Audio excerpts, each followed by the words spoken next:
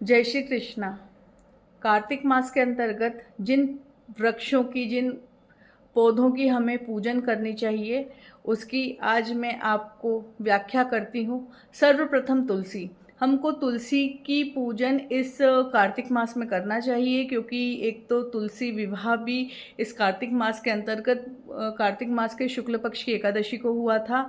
इसलिए हमको विशेष करके कार्तिक मास में तुलसी जी को दीपदान जरूर करें। इसके पश्चात आप यह करें कि जो आपके आसपास जो कदम का वृक्ष हो, कदम के वृक्ष की भी पूजा करें, वहाँ पे भी जाके दीपदान करें, क्योंकि भगवान ने कदम के वृक्ष पे ही बैठ कर के इसी कार्तिक मास के अंतर्गत चीरहरण लीला करी थी।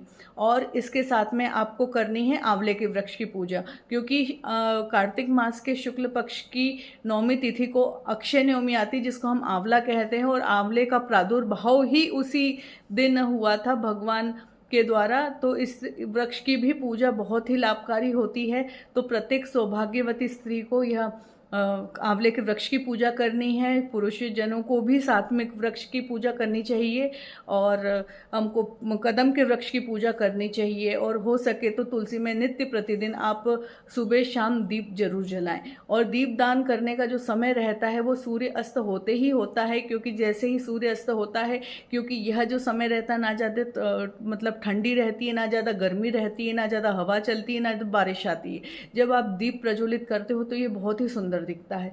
अब मैं अपनी वाणी को विराम करती हूँ, फिर एक नए विषय को लेके आऊँगी। और जितनों भी अगर मेरा चैनल सब्सक्राइब नहीं किया है तो डॉक्टर विद्याश्री चैनल और स्वस्तिक परिवार, ये हमारा दो चैनल हैं, आप इसको सब्सक्राइब करें। इस पर आपको और भी ज्ञानवर्धक बातें, आपको ज्ञान प्राप्त मिलतेगा। आप सभी को जय श्री कृष्णा।